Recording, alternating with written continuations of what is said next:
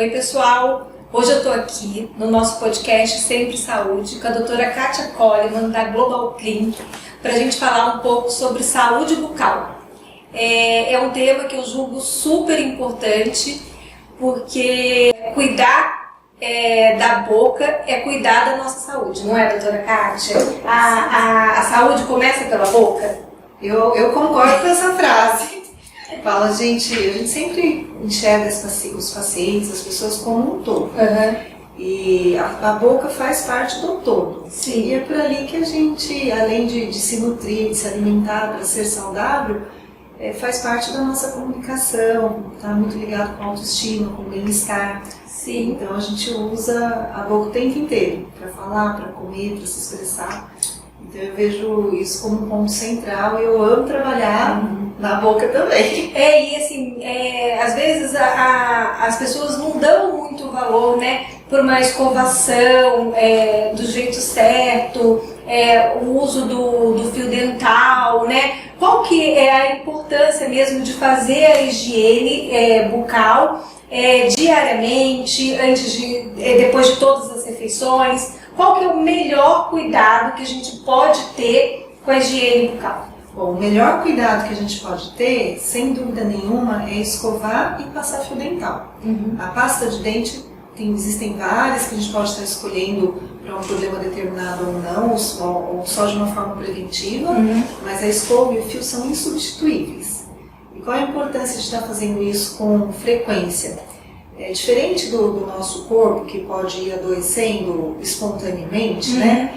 A boca, se a gente escovar e passar fio, a gente não tem problema, é garantido. Entendi. Então a gente tem pacientes no consultório que ultrapassam os 90 anos, mas que têm cuidados desde a infância e que têm todos os dentes na boca, muitas vezes nem restaurados. Nossa. Então é a prova de que se tiver o cuidado, a gente consegue envelhecer com qualidade de vida.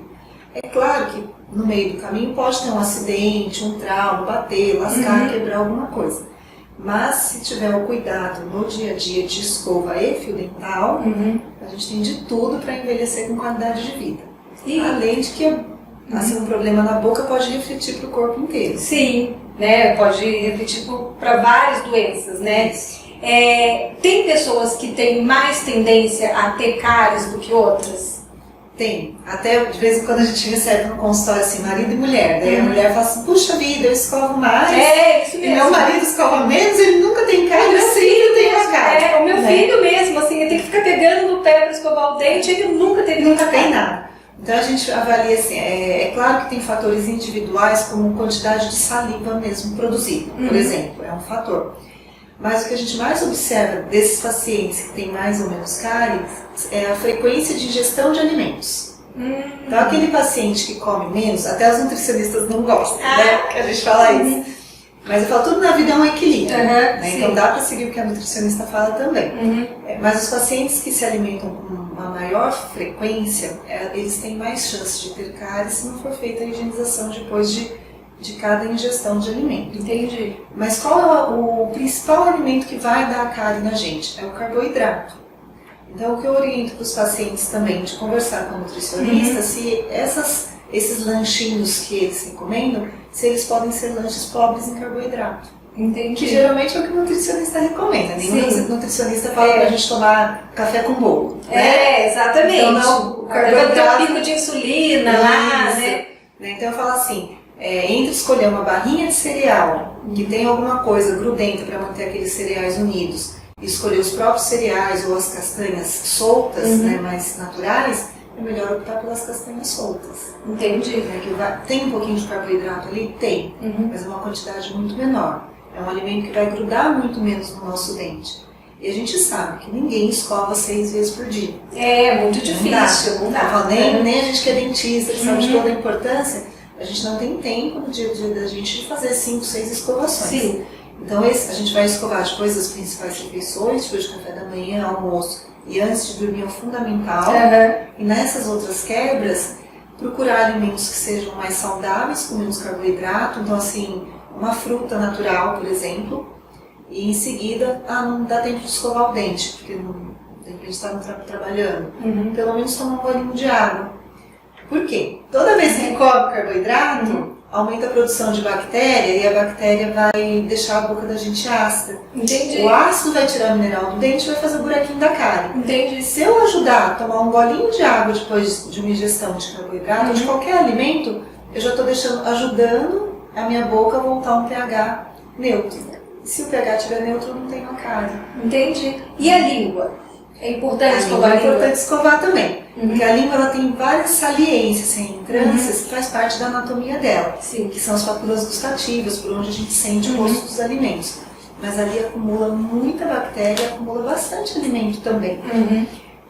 Muito paciente fala, eu tenho ânsia para escovar a língua. Eu falo, a gente não precisa escovar a garganta, tem que escovar a língua, a maior parte da língua. Então, pode ser com a própria escova de dente mesmo. Hoje tem uns raspadores de línguas para comprar na farmácia, mas pode ser com a própria escova. Eu falo para o paciente, põe a língua para fora. Quem tem ânsia, morde um pouquinho a língua. Escova aquilo que fica para fora. É uma questão de costume, né? Depois que começou a escovar, a pessoa não consegue mais não escovar. Não escovar. Eu acho porque ela sente que a boca não está 100% limpa. Exatamente, é uma questão de costume. E a prevenção é tudo, né?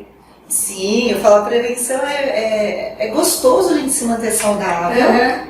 E quando a gente vai procurar um profissional de área de saúde, eu falei, como na medicina, a gente leva nossos filhos no pediatra. Não é ótimo ir lá e fazer os exames e ouvir que está saudável? A gente vai fazer mamografia. Não é ótimo levar lá para o médico e falar, nossa, parabéns, está ótimo, você não tem nada, volta ano que vem? Então lá pra gente também, nós dentistas, a gente também gosta de receber os pacientes saudáveis. Exatamente. Né?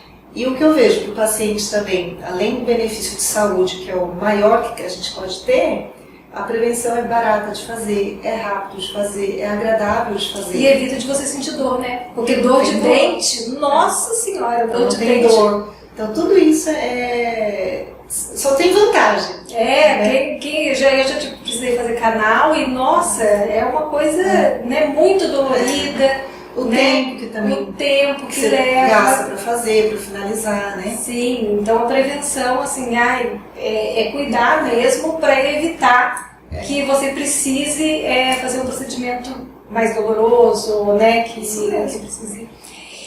E diabetes? Diabetes é uma grande questão, né, para os dentes. Sim, a gente vê que hoje em dia tem a maioria dos pacientes, quando vão chegando na meia-idade, ou desenvolvem diabetes ou hipertensão. Sim. A grande maioria. Né? E acabam tendo alguns mitos de que o paciente diabético ou hipertenso não pode fazer tratamento odontológico. Mas isso é mito mesmo. Sim. Ele precisa. Então a gente... Daí que a prevenção tem que ser maior ainda, né? Maior. Então eu falo assim, enquanto a gente está jovem, saudável, o organismo produzindo, mais crescendo do que diminuindo ali, qualquer descompensação que a gente causa no organismo, ele vai tentar chegar de novo no equilíbrio, ali na homeostase, que a gente chama, né? Conforme a gente vai envelhecendo, dá trabalho, o corpo também está cansado para compensar os nossos erros e as nossas escolhas. Né? Então a gente precisa ajudar. O paciente que tem diabetes, por exemplo, se ele tiver compensado, lá pra gente a gente vai tratar ele como um paciente normal. Quando faz uma cirurgia que tem um risco de ter uma infecção cardíaca, ele vai tomar um antibiótico por um pouquinho de mais tempo do que um paciente não diabético. Entendi. Mas tem gente que fala assim, puxa, eu quebrei um dente, mas minha diabetes está descontrolada, eu tenho que tirar esse dente, eu não posso tirar. Mentira. Porque se não tirar, a gente sabe que a infecção vai aumentar a glicemia. Vai aumentar. Os mediadores químicos ali vão fazer aumentar a resistência à insulina. Sim. Então vai aumentar a taxa de açúcar no sangue. Se eu não tirar a fonte de infecção, isso só vai aumentando. E o contrário é verdadeiro também. O paciente diabético descompensado tem uma predisposição a ter infecção, porque as células de defesa dele não funcionam bem no meio de açúcar sobrando. E até ter outras infecções na boca como um todo, né? Infecções de gengiva, e a infecção daí vai passando para o resto do organismo como um todo, né? Então eu falo assim, a gente tem que limitar o problema. O paciente está super descompensado, dá para fazer? A gente vai avaliar caso a caso, mas a gente vai fazer. Então, assim, a infecção primária do paciente a gente vai tirar, porque se a gente não controlar aquela infecção primária, ele nem consegue controlar o diabetes. É um conjunto de profissionais que daí tem que entrar nesse tratamento, né? O endocrinologista, né? Que vai tentar controlar aquela infecção para poder controlar a glicose. Quantos casos o paciente chega no consultório e tá com a diabetes, toma um monte de remédio, tem alguns que já tomam insulina, não tem um controle perfeito, daí quando a gente faz o exame bucal, tem vários focos de infecção. Ou canal para tratar, dente para extrair, gengiva inflamada, não passa fio dental. Mas está num limite que a gente pode tratar bem, direto, tranquilo, sem precisar de uma intervenção médica. A hora que a gente trata, a glicemia baixa tanto que o paciente passa até a tomar menos remédio. Olha, muito interessante isso. Assim, não é um caso, são vários casos assim. E muitas vezes também, quantos diagnósticos de diabetes a gente fez no consultório? Porque o paciente que é diabético muda o hálito, um dos fatores cetogênico, tem um hálito cetogênico. A gente acostuma com o nosso hálito, então a gente não sente o cheiro do nosso hálito. Mas quando chega um paciente ali no consultório, a gente faz anamnese, pergunta, o paciente fala que não é diabético. Sentou na cadeira, abriu a boca, a gente sente aquele hálito cetônico, a gente questiona, tem na família histórico? Daí olha a boca, se tem algum pontinho de inflamação ali, fez uma raspagem, uma limpeza, passou uma semana, ainda persistiu um pontinho ou outro de sangramento e infecção. Nossa, pode fazer exame de sangue que... Muito, e às vezes a pessoa nem está preocupada com isso e realmente não sente mesmo o hálito porque está realmente acostumado, né? Muitas vezes o parceiro também, né, esposo, marido, não percebe porque não é de um dia para o outro, né, Alessandra? É gradativo. É uma coisa gradativa, então também o hálito cetônico começa fraquinho, daí vai ter dia que vai estar um pouquinho mais forte, um pouquinho mais fraco, e aquilo vai aumentando. Quando chega no consultório, a gente tá pronto para diagnosticar, né? Então chegou ali, abriu a boca, a gente sentiu o cheiro, a gente vai questionar. Está em jejum há muito tempo? Porque tem um paciente que faz jejum intermitente, que hoje está na moda. Está na moda, exatamente. Também fica com hálito cetônico. cetônico. Ou come muito carboidrato, né? Fica sem carboidrato, né? Então não bebe pouca água. Tudo então, que é extremo é ruim, né? Tudo que é extremo... E a gente já ajudou também vários pacientes a começarem um tratamento adequado, uma diabetes inicial, né, de fácil controle, muitas vezes só com dieta. Por estar começando um tratamento odontológico, uma prevenção, um tratamento simples. Muito interessante, né? E o diabético, ele pode fazer implante? Pode. Então, assim, o diabético controlado... Pode tudo, um paciente normal. É claro que depois da cirurgia a gente vai dar um pouquinho mais de antibiótico do que daria para um paciente não diabético. Né? E se o diabetes estiver super descontrolado, 400, né? Daí a gente vai conversar com o médico, vai estabilizar a diabetes, para daí estar fazendo uma intervenção. O implante é uma cirurgia eletiva, então a gente pode escolher quando fazer.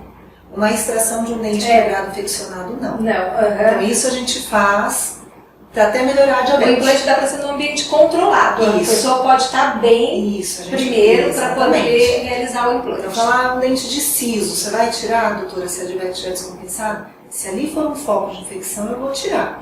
Se aquele dente estiver lá e não for foco de infecção, ele vai ficar até a gente conseguir um controle. Da mesma forma, o paciente hipertenso. Então, a emergência a gente vai fazer? Vai fazer. Os tratamentos eletivos, a gente vai escolher o melhor momento para estar ajudando esse paciente. É importante, né, o dentista, eu acho, saber, o paciente não mentir para o dentista, né? Sim. Saber contar direitinho a história para o dentista, né, de qual foi a evolução, né, quando que começou, olha uma coisa, a questão da dieta, tudo isso, né? A gente na anamnese faz todos os questionamentos de saúde, se toma remédio ou não toma. Muitos pacientes que tomam remédio diariamente já há alguns anos, quando a gente pergunta, você toma algum medicamento? Não. Não. Depois a gente pergunta, você é hipertenso, diabético? Eu sou hipertenso. Você toma medicamento? Tomo losartana. Daí, poxa, assim, ele não considera mais aquilo como um medicamento. Né? Sim. Depois a gente pergunta, você toma algum suplemento alimentar? Toma alguns aí. Eu falo, não, mas quais? Porque, por exemplo, o ômega 3 é um suplemento, é ótimo, tem todas as indicações, eu também tomo, mas assim, ele afina o sangue. Então, num caso de uma cirurgia maior, eu preciso fazer um enxerto para fazer um implante. Pode ser que aquele ômega 3 interfira na hora da cirurgia. Né? Pode ser que o sangramento seja excessivo, que dificulte o meu trabalho. O pós-operatório, o paciente pode ter um sangramento desnecessário.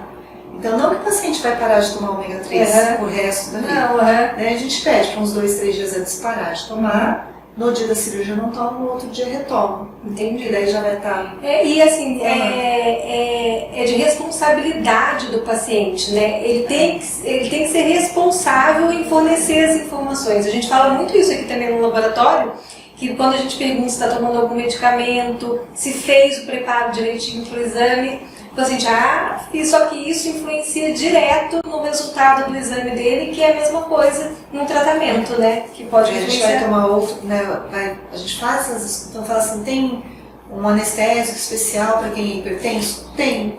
Para grávida? Tem. Mas eu preciso saber que está grávida. Eu preciso saber que é hipertensa. Senão a gente vai usar o que é padrão. Entendi.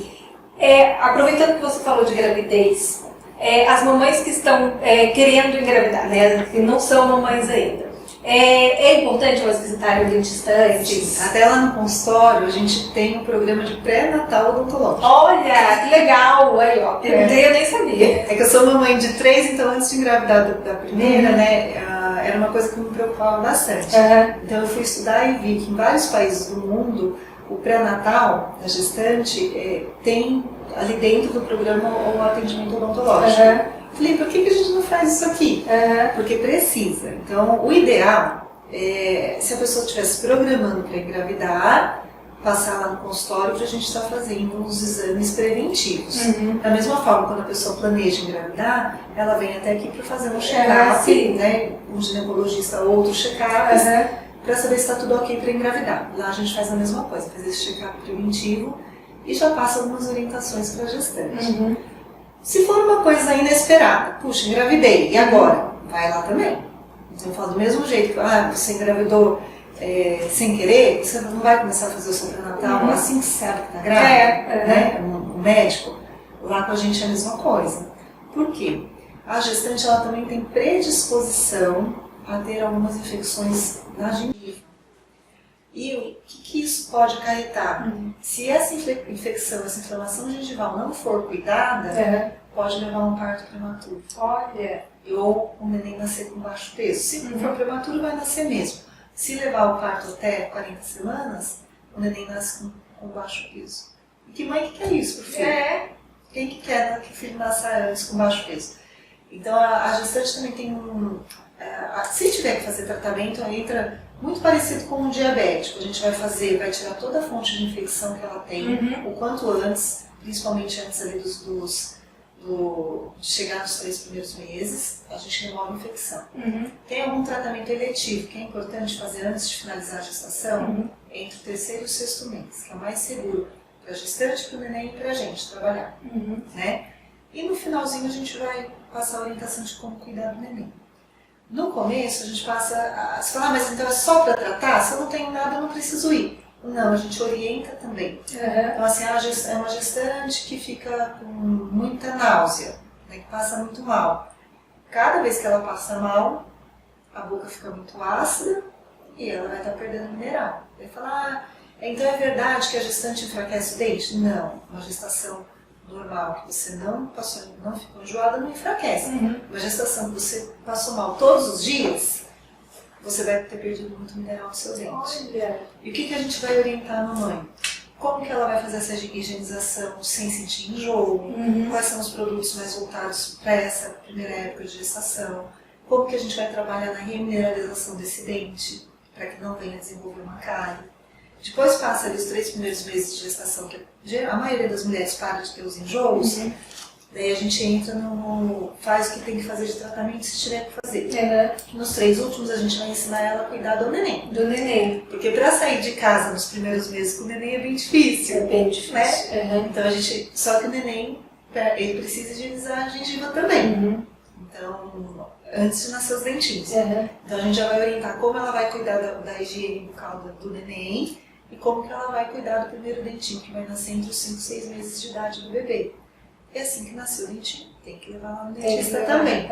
Então a gente faz todo esse trabalho de orientação, de prevenção e, se é necessário, o tratamento durante a gestação. E olha que assim, isso é uma informação, assim, para mim, a novidade, né, assim, dessa coisa que, assim, tem que que procurar a prevenção na gestação, tudo. Não já sabia que tinha que procurar, mas não com essa importância. Ninguém valoriza muito isso, né? Ainda não é muito divulgado. Assim, e deveria, né? Principalmente assim, até na rede pública, né? Porque quantas coisas não pode evitar e não... Então, hoje eu vejo que o banco de leite, por exemplo, que é público, ele na palestra para as gestantes, eles acabam convidando o dentista para estar falando. Mas é muito mais ainda o médico que fala do que o dentista. E é diferente também, uma orientação de ensinar a amamentar, você consegue fazer para um grupo como um todo. Para fazer uma avaliação da saúde bucal, tem que ser um consultório, individual. Então ali a gente passa as orientações, mas não consegue fazer a prevenção de maneira efetiva. Mas a orientação está sendo transmitida, está sendo divulgada. Depois também o que a gente vê bastante lá no banco de leite, tem criança que nasce com o freio da língua mais curtinho. Então tem dificuldade de amamentar. A mãe tem leite, produz bastante, tem um bico do seio ideal para mamar e a criança não consegue fazer a pele. Hoje em dia, a maioria dos hospitais faz o teste da linguinha para ver se a linguinha está solta ou não. Se não estiver soltinha, daí vai no consultório para a gente fazer uma microcirurgia para ajudar essa criança. É uma coisa bem simples, né? E faz nos primeiros dias de vida do neném. Então eu falo também, é uma informação que as pessoas não têm. E às vezes desiste até de amamentar. E era uma coisa assim. Fica com remorso, as mães sabem como né? Quem chama a mãe sabe como é. E muitas vezes por uma coisa muito simples. E também que fala, mas vai fazer uma cirurgia no meu neném que está com 2 dias de vida. Eles nem sentem. Porque geralmente ali o que está prendendo a língua é um tecido mais de colágeno ali. Não tem muita irrigação nem inervação. Então faz um piquezinho, não precisa dar ponto, suturar nada. É claro, passa pomadinha anestésica para a criança não sentir. A criança chora um pouquinho porque você está segurando, geralmente fica no colo da mãe ou do pai mesmo, né? Então a criança chora um pouquinho porque está prendendo ela um pouquinho. Não está numa situação confortável, né? Mas é muito rápido e a criança sai do consultório mamando. Olha, e assim, é uma informação super importante também, né? E daí depois começa já a higiene no bebê, né? E nasceu o primeiro dentista, tem que levar o dentista.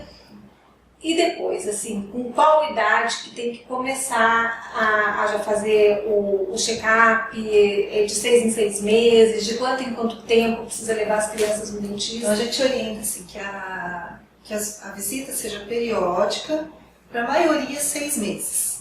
Daí cada caso é um caso. A gente avalia muito o risco de cárie que as pessoas têm. O risco de cárie, de doença, é risco da doença, né? Então esse paciente tem um dente mais rugoso, tem um risco de cárie maior. Esse paciente tem uma dieta mais cariogênica, né? Tem um risco de cárie maior. Talvez esses pacientes precisem de um período de tempo mais curto para fazer a prevenção. E o paciente também, o contrário, é verdadeiro. Então tem paciente que pode ficar um pouco mais de 6 meses sem ir. Mas isso a gente só consegue medir individualmente e indo. Mas se a gente fosse colocar um padrão de 6 em 6 meses, uma periodicidade que é bacana, ok. Daí se precisar ser mais curto do que isso, a gente até para fazer uma limpeza, para manter tudo. Inicialmente, se a criança nasceu, está mamando bem, não precisa levar. Nasceu o primeiro dentinho, entre 5 e 6 meses de idade.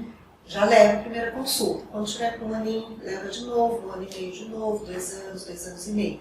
Assim vai. Ótimo. E a questão de estética? Os dentes alinhados, nas crianças, quando que pode começar a se preocupar? Meu filho precisa colocar aparelho,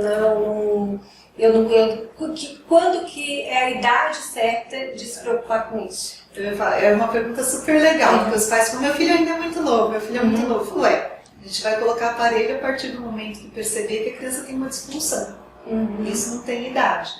Mas é claro que assim, os aparelhos para as crianças são aparelhos removíveis, a maioria dos aparelhos, né? Então a criança precisa ter uma maturidade de, no mínimo, querer ficar com o aparelho na boca. Sim. Então assim, essa maturidade começa ali perto dos 4 anos de idade, mais ou menos. Até que é cedo, né? É cedo. Hoje a gente faz aparelhos coloridos, com um tema que a criança gosta. A minha menina mesmo, o aparelho dela é de sereia.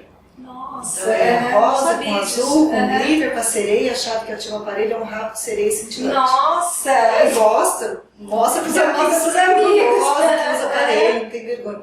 Então, assim, varia de idade para idade. Uhum. Mas a gente percebe, por isso que é importante ir a cada 6 meses. Uhum. Por que é importante usar um aparelho na infância? Se precisar, se tiver necessidade. Ninguém vai usar se não precisar.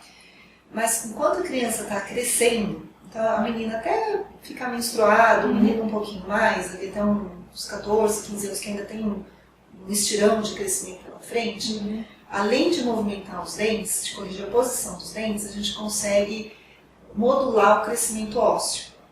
Então, aqueles problemas que a gente vê uma pessoa com queixo muito para frente, por exemplo, Sei. que só vai conseguir corrigir através de uma cirurgia ortognática, que é aquela cirurgia que a gente tem que internar o paciente, cortar, tirar excesso de osso, fazer fixação com placa, parafuso, pós-operatório. Deve ser difícil, Não é tão fácil assim, né? É uma cirurgia cara, alguns convênios cobrem, outros não. Então, assim, é complicado você chegar na fase adulta e ter que fazer isso. Sim. Usando um aparelho quando criança, você consegue modular para que esse queixo não cresça tanto. Entendi. Nossa. Depois que parou de crescer, não tem mais jeito. Né? A gente só movimenta dente. Mas enquanto estiver em fase de crescimento, a gente consegue evitar que uma criança vire um respirador bucal, evitar que uma criança, se o queixo for muito para trás, por exemplo, vai ser uma criança que ronca, tem dificuldade de respirar, vai ter problema de crescimento, vai ter outros problemas de desenvolvimento, né? E vai chegar na fase adulta, não tem como pôr isso pra frente, só com cirurgia. E às vezes, então, assim, não é só estético. Colocar um aparelho não é só estético. Não. Nas crianças é função. Uhum. Né? Então, muitas vezes, esse aparelho móvel até, é claro que não tem espaço para nascer um dente. Vai abrir ali o espaço, a criança vai usar, vai ter essa compensação óssea. A gente terminou uma fase de tratamento, tira o aparelho. Pode ser que a hora que começar a trocar ali o dente de leite pelo dente permanente, que o dente permanente nasce um pouquinho tortinho. Que essa criança tem que voltar a usar um aparelho fixo depois de mocinho, depois de adolescente ou adulto.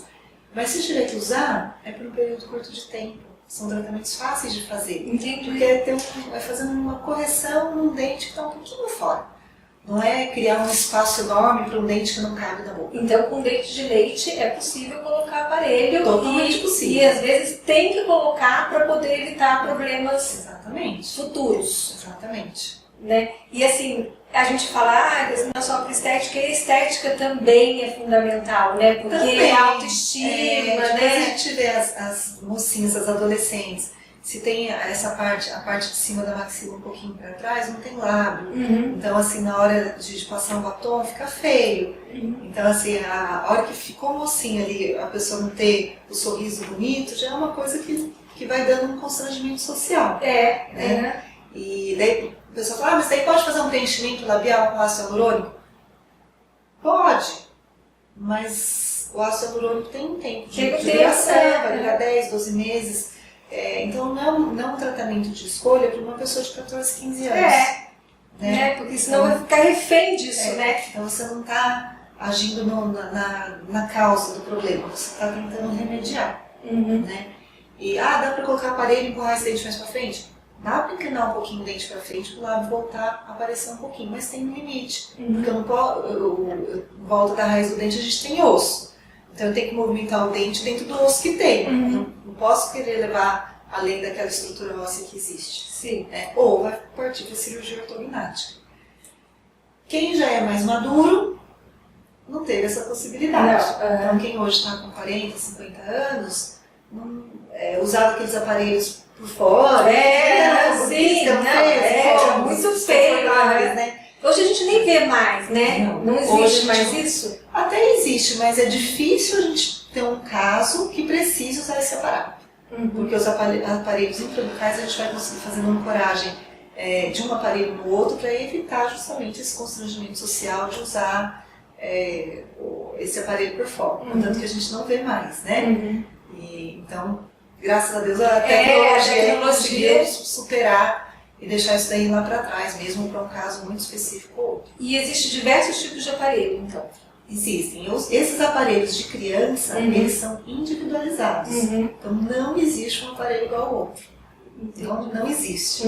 A gente vai mudar o paciente, vai olhar na boquinha, vai olhar as radiografias, ver o espaço que precisa, as medidas de osso, de padrão, e vai desenvolver um aparelho para que tenha um crescimento no sentido do lado que a gente precisa. Então não tem aparelho igual. Entendi. Agora, outra dúvida minha que eu tenho e preciso procurar um dentista até para cuidar disso, e meu filho já cuida até, é o bruxismo. O que a gente faz para cuidar do bruxismo? Como que identifica o bruxismo? Todas as idades têm bruxismo? Como que funciona? Então, a criança ainda pode ter um bruxismo que a gente chama de bruxismo funcional quando está trocando os dentes de leite pelos permanentes. É normal, é fisiológico, ele até ajuda a acelerar a reabsorção da raiz do dente de leite para que ele venha a cair. Entendi. Então ele é normal entre 5 e 6 anos de idade, até que o primeiro molar permanente, que é o primeiro dente grandão da gente adulto, ele encoste um no outro. Daí é para parar. Tem que parar, né? Você fala, mas como que eu vou saber se o bruxismo do meu filho é funcional ou não? Tem que levar no dentista para avaliar. Pra gente ver se o desgaste de dente o filho chegou ou a não. ter desgaste. Assim, ele rangia demais o dente de noite. Nossa, era uma coisa... Aí se tiver, não, tá tendo um desgaste excessivo, não está compatível para a idade que a criança está, a gente tem que intervir. E a gente que é adulto, o bruxismo está ligado ao estresse. Ah, é? É só o estresse? Só, basicamente é o estresse. Se eu tiver o dente muito desalinhado, fora de posição, pode ser que a gente gere um bruxismo para tentar fazer uma compensação muscular. Para tentar, o corpo tentar achar um equilíbrio, ele acaba apertando, se o dente está muito fora de posição, vai acabar trazendo prejuízo também. Entendi. Mas na maioria dos casos está ligado ao estresse. Como que a gente vai fazer esse diagnóstico exato do bruxismo? A gente pode fazer um exame que chama polissonografia, que daí ele vai mostrar a qualidade de sono do paciente. A polissonografia feita em clínica é mais completinha ainda, então liga os eletrodos e tal. Por ali a gente vai ter grandes indícios que o paciente aperta mesmo ou não, pela contração muscular que mostra no exame. Mas no consultório a gente também trabalha com uma placa diagnóstica. Então antes de fazer a placa de bruxismo, a gente faz uma placa mais fininha, bem fininha, para não interferir na mordida do paciente, e coloca um material colorido. E o paciente ele vai para casa e vai colocar aquilo na hora de dormir. Só, vou dormir, não vou falar mais nada, põe na boca e dorme. Por 5 dias ele vai me mandando foto para a gente acompanhando se tem desgaste nessa tinta que a gente colocou ou não. Entendi. Então por ali a gente consegue ver certinho. Se aperta mais de um lado, mais do outro, se foi muito intenso, se não foi, qual dia que apertou mais, qual dia da semana que apertou mais ou menos. E daí a gente completa o diagnóstico. Junto com o diagnóstico do bruxismo, eu gosto de pedir sempre um exame da articulação, para ver se já teve um desgaste na articulação ou não. Tanto da parte óssea quanto da parte dos ligamentos, da própria cartilagem que cobre ali. Não é uma cartilagem, na verdade, aqui é um fibroso, mas é que as pessoas consideram cartilagem. Para ver se já teve alguma interferência ali ou não, para daí a gente escolher qual é o tratamento. O tratamento geralmente é com placa, vai ser uma placa dura, grossa, que o paciente vai usar para dormir. Se o paciente relatar que ele aperta durante o dia também, ele vai usar durante o dia nos momentos que ele sente mais nervoso, pode ser num trânsito, mexendo no computador por muito tempo, né? Então ele vai usar nesses momentos. E a placa também não é só entregar a placa e tchau ao paciente, não funciona assim. Tá? Então a gente entrega a placa para o paciente, quando dá uma semana, a gente vai ver onde o paciente está mordendo, faz o ajuste. Quando der uma semana, ele vai ter um relaxamento muscular e a mandíbula vai mudar de posição, porque o músculo vai começar a voltar para a posição que tinha que ser. Então, deu uma semana, ele volta no consultório para a gente fazer outro ajuste. E a gente vai fazendo esses ajustes periodicamente até que não tenha mais, que não mude mais a mordida do paciente. Pode ser que demore 3 meses para conseguir esse resultado, pode ser que demore 3 meses. Pode ser que tem paciente que em 15 dias já não mudou mais, tem paciente que em 15 dias não mudou mais. Vai depender da gravidade de cada caso. Então eu falo assim, esse acompanhamento é fundamental. Existe só a placa para ajudar no bruxismo? A placa é o que controla, é o padrão ouro, então é o que controla mais. Mas é um paciente que tem muita dor, a gente pode estar associando com medicação ou pode estar associando com toxina botulínica. Eu já daí ouvi falar aplica isso. a toxina botulínica nos principais músculos da mastigação, nos músculos que o paciente faz uma força maior, geralmente aqui o temporal, uma seta profunda, e ele vai ter já uma sensação de bem-estar a partir do segundo dia. E prejudica o sono, né? A gente tem dor de cabeça, né? Até aqui, né? O pessoal fala, e se eu não tratar o bruxismo? Qual o problema de eu não tratar o bruxismo? Fala assim, diretamente pro dente, você vai desgastar dente, vai quebrar a restauração, coroas que você tem, ou até dente natural. Tem vezes que o paciente está com uma trinca no dente natural que nunca teve nada. Daí a gente vai estudar por que aconteceu isso, não foi um trauma, uma batida, e é porque o paciente é bruxista. Tirando o dente, eu começo a ter desgaste na minha articulação. O nosso organismo, a nossa boca foi feita para ficar com o lábio fechado, a língua apoiada no céu da boca na parte da frente, sem os dentes encostarem. Então essa é a nossa posição de relaxamento. Se o meu dente está encostando... Mas é prestar atenção nisso, eu acho que agora que a gente fala que encosta. Encosta e vê se está encostando os dentes. É hora que você estiver lá assistindo televisão na sua casa, você vai estar com a boca, quem respira pelo nariz, está com a boca fechada, o lábio fechado, a língua apoiada no céu da boca e os dentes não encostam. Essa é a posição certa de ficar. Se eu estou encostando meu dente, automaticamente o espaço que minha articulação tem que ter está menor, você concorda? Se eu fecho mais aqui, eu fecho mais aqui também. A longo prazo eu começo a ter um desgaste na minha articulação, de osso ou do disco, do disco articular que fica entre o osso da cabeça e o osso da articulação. Começo a ter dor. Dependendo do machucado, da lesão que a gente faz na articulação, é irreversível. Então esse é o prejuízo assim, direto, dente e articulação. E qual é o indireto? O nosso corpo tenta compensar. Então, se eu começo a apertar de um lado do outro, o lado que eu aperto mais, eu vou começar a ter uma hipertrofia de masseter, de temporal. Eu começo a compensar a posição de cabeça e de pescoço, começa a dar dor no pescoço, começa a compensar o trapézio, começa a dar dor no trapézio. Então, tem paciente que a gente faz o diagnóstico de bruxismo que a pessoa é torta. Daí a gente, além de fazer o tratamento lá com a gente, é legal procurar um fisioterapeuta. É o que a gente anda conversando nesses podcasts, né? É um conjunto de profissionais, né? E é enxergar o paciente como um todo, né? Não é só, eu sou o dentista e eu só vou olhar para o dente. Não, é muito mais do que isso, né, doutora Carla? Mesmo o bruxista, a gente vai fazer um monte de orientação, de melhorar a qualidade de sono, dar dicas para o paciente melhorar a qualidade de sono dele. A gente pode ajudar com medicamento também, nós somos prescritores. Mas se a gente tratou, não resolveu 100%, precisa procurar um psicólogo, um psiquiatra, um neurologista, alguém para estar fazendo esse tratamento de maneira integral. Integral mesmo, né? É um conjunto, né? Precisa olhar para todos os lados ali para poder... O nosso nome, né? Global Clinic, é disso, de olhar o paciente de maneira global, de maneira integral, né? Não considerar ele só uma boquinha, só um sorriso. Muito interessante. Doutora Kátia, teve algum caso, uma situação que você queira contar pra gente, assim, de que você ajudou uma pessoa com a sua profissão, assim, resolveu porque assim, lógico que você resolve problemas todos os dias, mas assim, que você sentiu que, nossa, eu fiz a diferença na vida dessa pessoa com isso que aconteceu. Quando a gente faz reabilitação maior, assim, porque é diferente você cuidar de um dente do paciente ou de fazer um tratamento, uma dentadura que seja, né? Quantos pacientes que o dia que você entrega uma dentadura ou uma prótese sobre implante, chora na cadeira? Eu imagino, né? Então eu tenho uma paciente que ela é já bem de mais idade, né? Então assim, ela nunca tinha trabalhado na vida, porque o marido não queria que ela trabalhasse. Ela usava dentadura, mas a dentadura ficava soltando, e o sonho dela era fazer implante, para deixar aquilo fixo. E o marido não achava que ela não precisava daquilo. É importante para ele, né? Para ela é.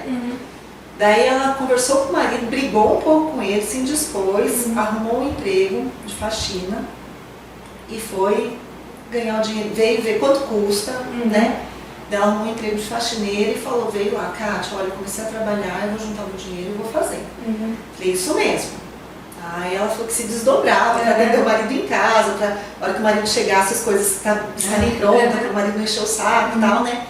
Mas ela veio e ela fez o tratamento dela, uma belezinha. A hora que terminou, ela veio agradecer de falar que a gente mudou a vida dela. Não só eu, porque lá nós somos uma equipe, né? Mas que a gente mudou a vida dela. Porque ela achava que ela não era capaz de trabalhar e ela é. Ela ficou sentindo linda e ficou linda mesmo com a boca reabilitada.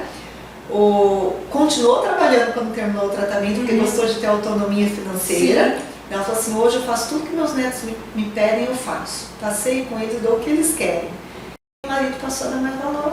Com certeza. Pra ela. Ai, nossa, olha, eu adorei o nosso papo. Eu achei, nossa, foi muito esclarecedor, assim. Eu espero que tenha sido para todo mundo, né? Assim,